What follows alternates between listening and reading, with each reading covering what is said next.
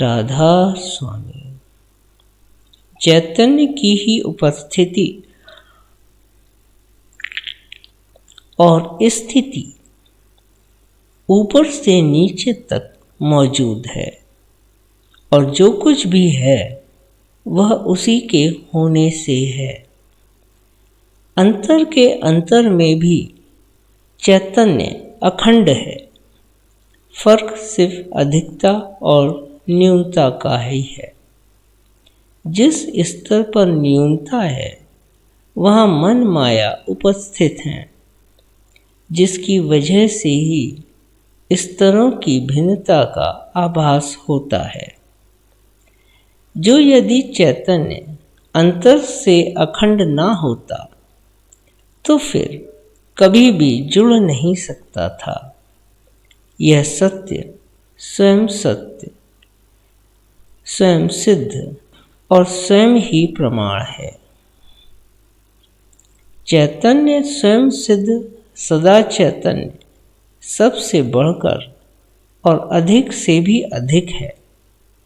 उसको सबका ज्ञान है, यानी सब के सब कुछ से चैतन्य वाकिफ है। जिस स्तर पर चैतन्य की न्यूनता है वह अपने से अधिक से तब वाकिफ होगा या जानेगा जबकि वह अधिक के इतना नजदीक आए कि बीच में कुछ भी शेष ना रहे। यदि दो चैतन्य शक्तियां बिल्कुल बराबर स्तर की हों, यानी उनमें से कोई अधिक या कम ना हो, तो वे तद्रूप हो जाएंगी, एक दूसरे में मिल जाएंगी। उनका कोई अलग वजूद ही ना रहेगा, न होगा। बिना अधिकता और न्यूनता के कोई भी रचना नहीं हो सकती। चैतन्य स्वयं में ही अडोल, अबोल और अकर्ता होकर भी सब का कारण करता है। फिर एक स्तर पर न्यूनता इतनी अधिक हो गई कि ना तो उससे आगे चैतन्य उतर सकता है और न ही वहाँ कोई हरकत ही है। इस तरह वह स्तर भी अडोल और अबोल है। पर नेगेटिव पोल या तलहटी है। इसके चारों ओर इसका बहस रूपी मंडल इस तरह नेगेटिव पोल से लेकर पॉजिटिव पोल यानी तलहटी से लेकर चैतन्य के अधिकतम स्तर तक रचना हर स्तर पर मंडलों में कायम है। तलहटी के आगे चलकर न्यूनता इतनी अधिक बढ़ गई कि उसका बहाव बाहर मुख हो गया है। इसी बिंदु से अशांति, अस्पष्टता, भय और भ्रम आदि नकारात्मकताएं पैदा हुईं और फिर उसको पूरा करने के लिए कर्म पैदा हुआ। पर नकारात्मकता और कर्म का साथ दो ऐसी बातों का है जो कभी तद्रूप यानी मिलकर एक नहीं हो सकती।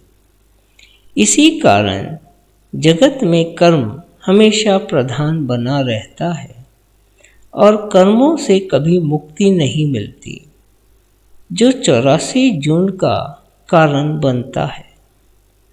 84 में फंसना ही नकारात्मकता में डूबना है और यही नरक है।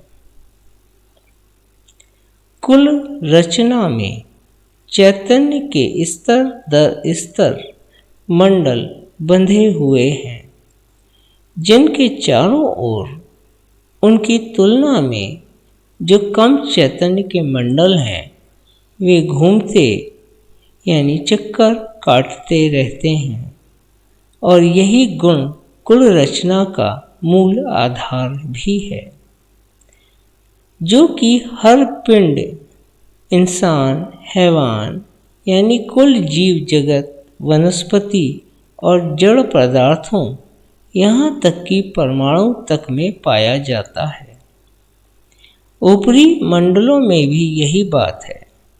जिन लोगों या ग्रहों के सूरज से चैतन्य प्राप्त होती है, वही सूर्य का मंडल है। इसे ही सौरमंडल कहा गया है। ये सभी ग्रह अपनी धुरी पर घूमते हैं, अपने सूर्य का चक्कर काटते हैं, जैसा कि हम पृथ्वी और अपने सूर्य के संबंध में पाते हैं। इसी तरह कुल रचना में रोटेशन यानी अपनी धुरी पर घूमना और रिवॉल्यूशन यानी दूसरे की परिक्रमा करना पाया जाता है। ऐसा चैतन्यता के न्यून व अधिक स्तरों की वजह से है। इंसान भी अपने आपे यानी अहम भाव के ही चारों ओर घूमता हुआ ही जगत में डोलता फिरता है और एक दिन जब थक हार जाता है, तब अपने से बड़े चैतन्य की खोज में निकल पड़ता है। कहा है, खोजत फिरूं साध गुरु जागा।